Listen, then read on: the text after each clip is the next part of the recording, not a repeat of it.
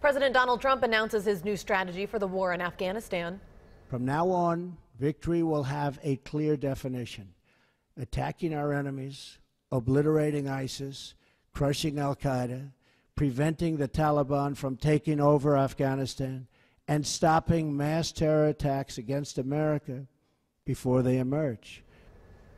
The president said he will boost the number of American troops, but wouldn't say by how many. He also wouldn't say what conditions would signal a victory. The president insisted this is not a blank check, that Afghanistan will have to carry the heaviest load in securing its future. U.S. troops currently number about 8,000 in a war that's gone on for 16 years.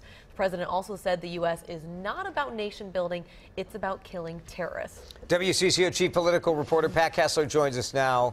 Pat, a burst in troops, no timetable. Yep. This is very different than what candidate Trump was saying about Afghanistan.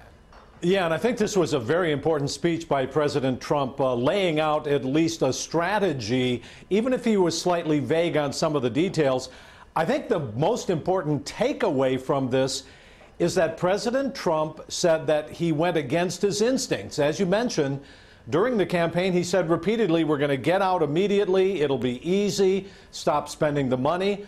But once he's behind the Oval Office desk, he said, he has a different view. His view has evolved and he's changed his opinion about this.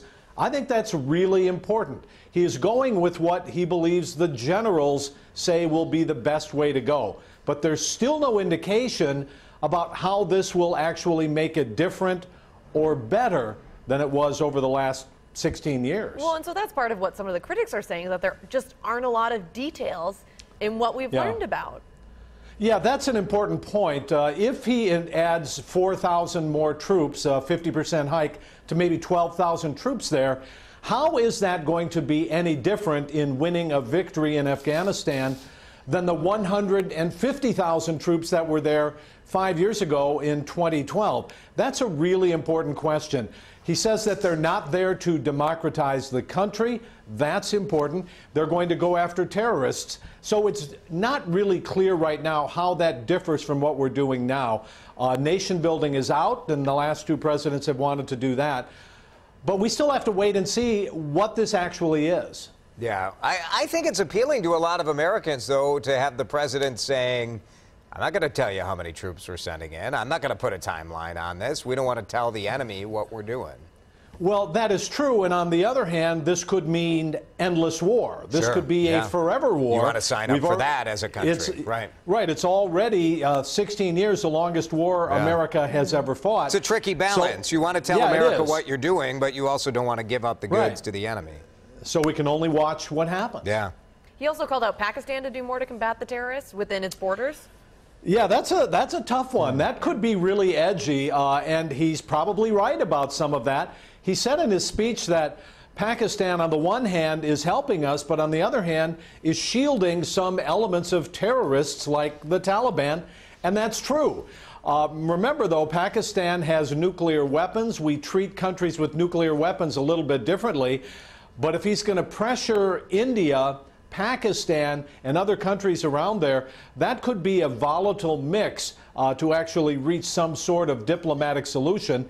And we don't even have an ambassador to Afghanistan right now. We're going to have to see where this goes. Pat, what do we watch for the president going to Arizona today? The mayor of Phoenix said, you know, I wish you would delay this. He's going.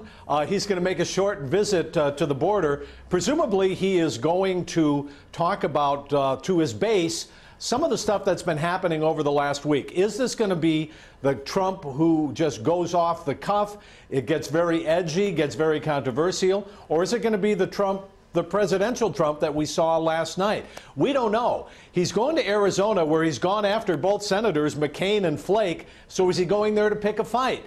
We really don't know what this Trump is going to be like. We do know when he goes to these campaign rallies, he often ad-libs, and that's what gets him into trouble with a lot of people, except his base. Yeah. That's going to be interesting to watch. Yeah, it'll be interesting to see. Thanks, Pat. What he says. Thank you. See you on the news at 5 and 6.